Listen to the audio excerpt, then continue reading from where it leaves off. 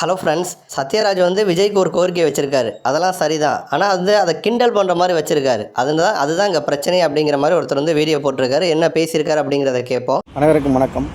வெகு விரைவில் சினிமா துறைக்கு மீண்டும் வாங்க அப்படின்னு சொல்லி சத்யராஜ் அவர்கள் தலைவர் விஜய் அவர்களுக்கு ஒரு கோரிக்கை வச்சுருக்காரு. அந்த கோரிக்கை கேலியும் கிண்டலுமாக இருக்குது. அதுதான் நம்மளுடைய குற்றச்சாட்டை.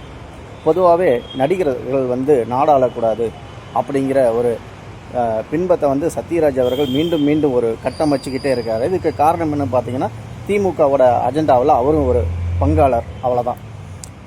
இவர் பார்த்தீங்கன்னா நடிகர்கள் நாடாளக்கூடாது, வெறும் நடிகனாக மட்டுமே இருக்கணும், தலைவர் விஜய் அவர் ஆட்சிக்கு வந்துடக்கூடாது அப்படிங்கிறதுல அவர் யாருக்கு ஓட்டு போடாதீங்கன்னு சொல்லி சொல்கிறாரு. அதை சொல்கிறதே பார்த்திங்கன்னா ஒரு நடிகன் தான்.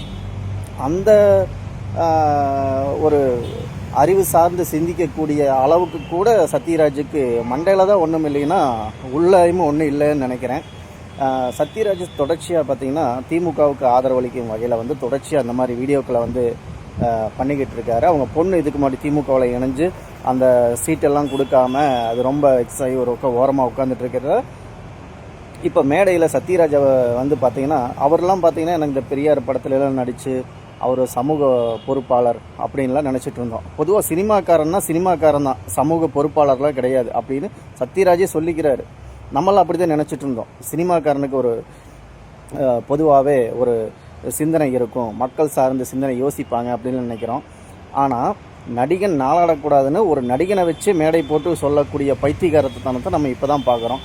இதெல்லாம் குறிப்பாக இன்னொன்று என்னென்னா, அது ஸ்டாலினோட மேடையில் நின்று சொல்கிறாரு அப்படின்னா அப்போ உதயநிதி யாருங்கிற ஒரு இது இருக்குல்ல. அப்போ விஜய் அவர்கள் சொல்கிறாரு, நல்லா டான்ஸ் ஆடுவார், நல்லா நடிப்பார், நல்லா ஃபைட் பண்ணுவார், அழகாக இருப்பார்.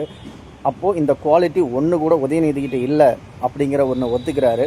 அப்புறம் இன்னொன்று, உதயநிதியும் நடிகர் தான் அப்படிங்கிறத ஒத்துக்க மாட்டேங்கிறாரு. என்னென்னா, பகுத்தறிவுவாதின்னு சொல்கிற சத்யராஜுக்கு ஒரு அறிவு கொஞ்சம் கம்மியாயிருச்சுன்னு நினைக்கிறேன். கொஞ்சம் திரும்பி பார்த்துருந்தாருன்னா உதயநிதி பக்கத்துலேயே இருந்தார். அதை அவரும் நடிகர் தான், அவரையும் திருப்பி சினிமாவுக்கே அனுப்பிட்டிங்கன்னா நல்லாயிருக்கும் இந்த நாடு. அப்புறம் ஸ்டாலின் ஏற்கனவே விளம்பர படங்கள்லாம் நடித்தவர் தான். அவங்க அப்பா கலைஞர் சொல்லப்போனால் திரைக்கதை வசனம்லாம் எழுதி சினிமாவில் பின்புலத்தில் அவரும் இருந்தார். இது நல்லாவே தெரியும். மக்கள் சிந்திச்சு வாக்களிங்க. யாரோ ஒரு நடிகர் சொல்லிட்டாங்கிறதுக்காக இன்னொரு நடிகருக்கு வெறும் இவங்களுக்கு நல்லா புரிஞ்சுக்குங்க. இந்த தமிழ்நாட்டுக்கு ஒரு பாதிப்பு வருதுன்னா அதுக்கு முதல் கொண்டு இந்த தொகையை மக்களுக்கு செலவு பண்ணுங்க.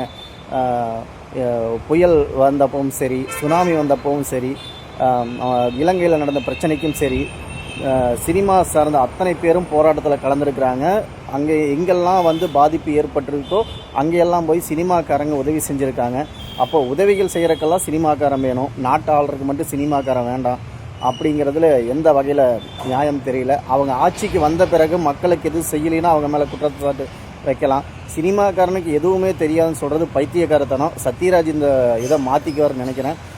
திருப்பியும் சத்யராஜ் அவர்கள் இன்னும் சொல்கிறேன், நீங்கள் படத்தில் நடிக்கிறீங்கன்னா சினிமாக்காரன் அதோடு இருந்துக்கணும், மேடை ஏறி அரசியல் பேசக்கூடாது. நீங்கள் அரசியல் பேசுகிறீங்க அப்படின்னா தலைவர் விஜய் அவர்களும் அரசியலுக்கு வரத்தான் செய்வார்.